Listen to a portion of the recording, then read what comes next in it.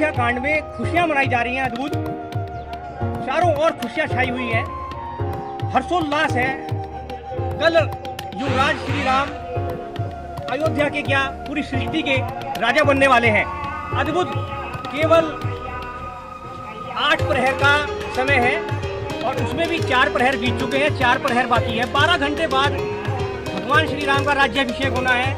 वो अयोध्या के युवराज श्री राम राजा बन जाएंगे।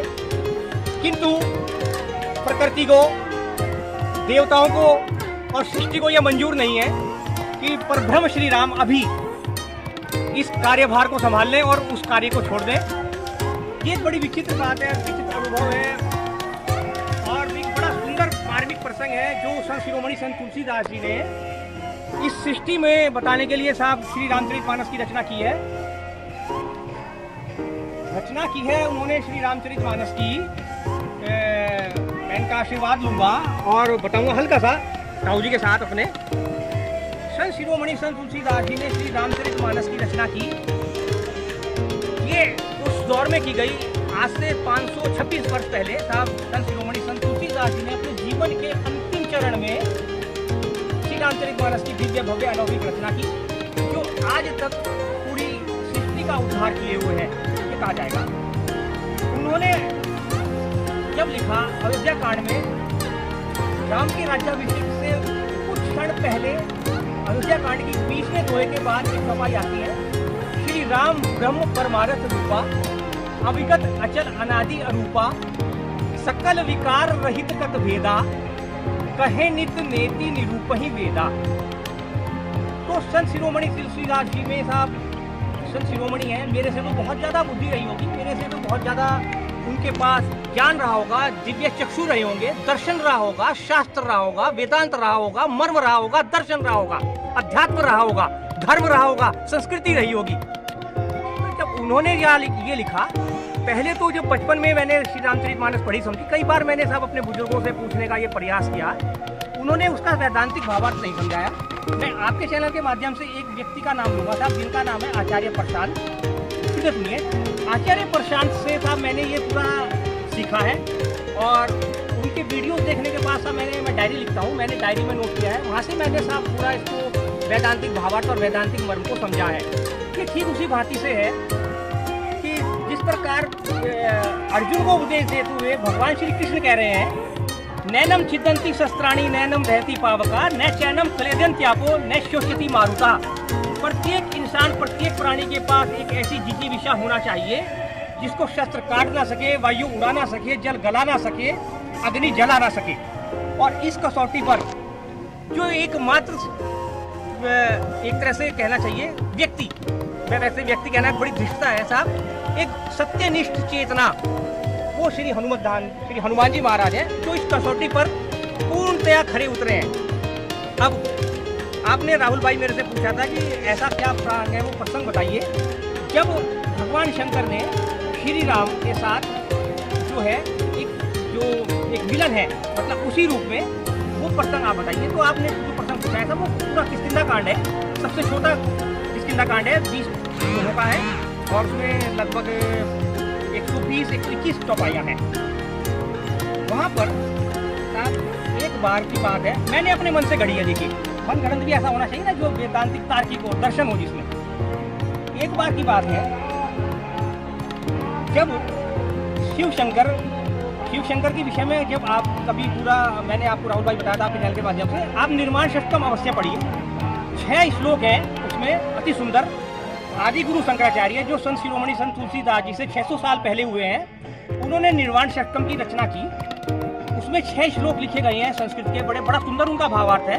आपको भगवान शंकर एकदम समझ में आ जाएंगे और ये समझना आज की पीढ़ी को, युवा पीढ़ी को तो बहुत जरूरी है, क्योंकि वो तार्किक रूप से, दर्शन रूप से जानना चाहती है। उसको ये मालूम होना चाहिए कि श्री राम कौन, श्री कृष्ण कौन, श्री शिव कौन और श्री हनुमान कौन, और इनकी पूजा क्यों की जाती है और किस लिए करनी चाहिए, और इन्हीं की पूजा क्यों करनी चाहिए, बाकी क्यों नहीं करनी चाहिए। एक कबीरदास जी का एक दोहा है साहब, कबीरदास जी का राहुल भाई दोहा है जो इस बीच में आएगा।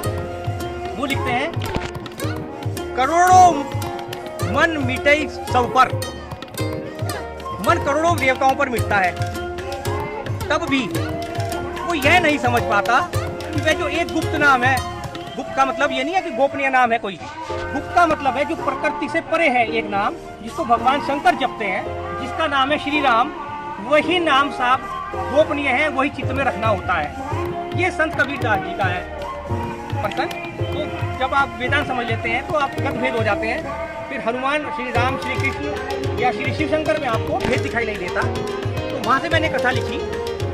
भगवान शंकर देवी सती को साहब जब कथा सुना रहे हैं तो इतने भाविबल हो गए भगवान राम को वन जाते हुए देखकर। और वो आपको कथा पता ही है, दक्ष और सती प्रजापति की।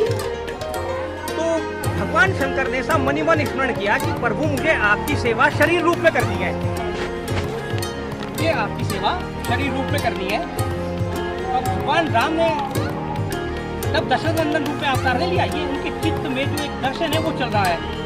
भगवान राम ने भगवान भोलेनाथ से कहा कि प्रभु ऐसा करना तो सृष्टि के नियमों के ही विरुद्ध है, आप और मैं अलग है नहीं, मैं आपको सेवक रूप में किस प्रकार स्वीकार कर सकता हूँ। उन्होंने कहा प्रभु याद करो आपने नारद जी को क्या कहा था, आपने नारद जी को जो कहा था, जिस रूप में आपने नारद को कहा था, नारद ने आपको एक शाप दे रखा है। वैसे तो शाप और वरदान भगवान के लिए उचित कहीं नहीं जाते, किंतु फिर भी जो एक कथा है उसका वैदांतिक भावार्थ बड़ा सूक्ष्म होता है। नारद जी ने नारायण को शाप दिया कि एक बंदर ही सहायता करेगा, तो प्रभु बस इतनी कृपा कर दीजिए कि अगला जब मैं अवतार ग्रहण करूं तो उसमें सारे कार्य वानर रूप में सारे काम आप मुझे सौंपेंगे। ऐसा भगवान शंकर ने निवेदन किया प्रभु श्री राम से, दशरथ नंदन श्री राम से, जो शिरोमणि संत तुलसीदास जी ने किस कांड लिखा। अब जा रहे हैं साहब राम लक्ष्मण सीता जी की खोज में, माँ भवानी की खोज में, अर्थात प्रकृति की खोज में। प्रकृति में सीता हरण का ये मतलब नहीं कि एक आज तो नहीं जाने कितनी सीताओं का हरण प्रतिदिन हो रहा है। सीता हरण का मतलब ये था कि प्रकृति को पूर्ण तरह से क्षत विकसित कर दिया रावण रूपी, अर्थात काम क्रोध लोभ मोह मत्सर ने इस प्रकृति को पूरी तरह से डिस्ट्रॉयड कर दिया, धराशायी कर दिया था। ये उसका वैदांतिक भावार्थ है। वहाँ पर साहब जब खोजते खोजते शबरी के आश्रम में पहुँचे और माता शबरी ने साहब प्रभु श्री राम को बताया कि दक्षिण दिशा की ओर वानरों का एक दल रहता है जिसके शिरोमणि सुग्रीव हैं, जिनको उनके बड़े भाई बाली ने निकाल करके बाहर कर दिया है, और आप वहाँ पर उनसे मित्रता कीजिए सुग्रीव से और आपकी समस्या का समाधान होगा। और भगवान राम और लक्ष्मण जा रहे हैं आप वहाँ पर। तो सुग्रीव इस डर की वजह से कि बाली ने किसी को उनके मारने के लिए 2 राजकुमार फायर किए हैं, भेजे हैं, मंगाए हैं, पता लगाने के लिए श्री हनुमान जी महाराज को भेज देते हैं। और हनुमान जी विप्र रूप धरी ब्राह्मण का रूप धारण कर भगवान श्री राम लक्ष्मण के समक्ष उपस्थित हो जाते हैं। अब राम श्री राम है पर ब्रह्म तुरंत पहचान लेते हैं कि वो भगवान शंकर, तो स्वयं शंकर स्वयं केसरी नंदन। राहुल भाई, मैंने आपके चैनल के माध्यम से एक बार कहा था कि एक संत, आधुनिक संतों ने बड़ा सुंदर वर्णन किया है, शंकर स्वयं केसरी नंदन, अर्थात भगवान शंकर ही स्वयं केसरी नंदन के रूप में उपस्थित हुए हैं, पर ब्रह्म की सेवा के लिए करने के लिए, श्री राम की सेवा करने के लिए हनुमान रूप में उपस्थित है। ऐसा वो संत सोचते हैं, मुझे बड़ा अच्छा लगता है। श्री राम के सामने उपस्थित हो गए, प्रभु श्री राम ने पहचान लिया लेकिन नमन नहीं किया, और भगवान शंकर समझ गए एकदम, अर्थात हनुमान जी समझ गए, और हनुमान जी ने भी प्रणाम नहीं किया। अब बड़ी विचित्र बात है साहब, ये विप्र थे, उधर सामने ब्रह्म है, और जो कुछ उनके बीच वार्ता हुई और तत्पश्चात एकदम सकल विकार रहित गत भेदा, वो तो लिखा हुआ है ना, सकल विकार रहित गत भेदा।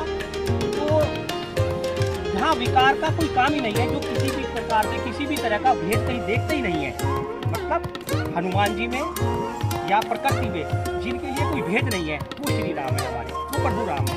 और इसीलिए साहब इस पुण्य पावन प्रांगण को श्री हनुमत धाम कहते हैं। और मैं हमेशा निवेदन करता हूँ साहब, आज पूरे अंतर्राष्ट्रीय स्तर पर महिला दिवस भी मनाया जा रहा है, मैं महिलाओं से खासकर निवेदन करूँगा, आपके चैनल के माध्यम से प्रार्थना करूँगा कि आप भाई राहुल सिंह 009 का यूट्यूब चैनल अवश्य देखें। उस पर आपको श्री हनुमान चालीसा का, श्री सुंदरकांड का और श्री रामचरितमानस का वैदांतिक भावार्थ पता लगेगा। तत्पश्चात आपको संपूर्ण लाभ प्राप्त होंगे, ऐसा मेरा निवेदन है, ऐसा हम सोच रहे हैं। थोड़ा सा आगे बढ़ेंगे, पहुँच गए ऐसा वहाँ पर श्री राम और लक्ष्मण और हनुमान जी ने तत्क्षण जब उनको पहचान लिया, भगवान श्री राम ने पहचान लिया, और जो प्रश्नोत्तरी हुई वो आपने कथाओं में उससे सुनी लगती है। पर्दे पर देखा गया, सब फिल्माया जा चुका है। उससे आगे तुरंत साहब हनुमान जी ने जब उनसे प्रश्न पूछा, प्रभु जब आपने मुझे पहचान लिया था तो फिर आपने सीधे हनुमान कहकर मुझे संबोधित क्यों नहीं किया? भगवान श्री राम ने बड़ा सुंदर उत्तर दिया, पवन पुत्र जब आपने मुझे पहचान लिया तो आपने श्री राम कहकर क्यों नहीं कहा? आप भी तो विप्र रूप धारण करके पधारे ना। बहुत विदा हो गया, चरणों में लेट गए साहब हनुमान जी, कंधे पर बिठाया, ले गए सुग्रीव के पास, मित्रता हो गई। और तत्पश्चात की जो कथा है, फिर उसके बाद साहब हमारे हनुमान जी ने अर्थात रुद्रावतार भगवान हनुमान जी, भगवान बजरंगबली, भगवान शंकर ने इस प्रकार से स्वयं श्री राम के सामने उपस्थित होकर श्री राम काज, आपको एक बार बताना चाहता हूँ क्यों कर रहे हैं हनुमान श्री राम का काज। देखिए आरंभ में ही लिखा जाता है, जय हनुमान ज्ञान गुण सागर, जय कपीस तिहु लोक उजागर। साधारण सा तो भावार्थ इसका ये है, हनुमान जी ज्ञान और गुणों के सागर हैं और इस कारण से धरती आकाश पाताल तीनों लोग उजागर हैं। ये साधारण भावार्थ लिखा हुआ है राहुल भाई तमाम उसमें हनुमान चालीसा में। जब इसका हम सूक्ष्म वैदांतिक भावार्थ करने बैठते हैं तो आप हैरान रह जाएंगे। कई कई घंटे निकाल दिए मैंने साहब इसके वेदांतिक भावार्थ में और डायरी में नोट करने में, और मुझे बड़ा सुंदर लगता है साहब केवल इसी लाइन का भावार्थ करना।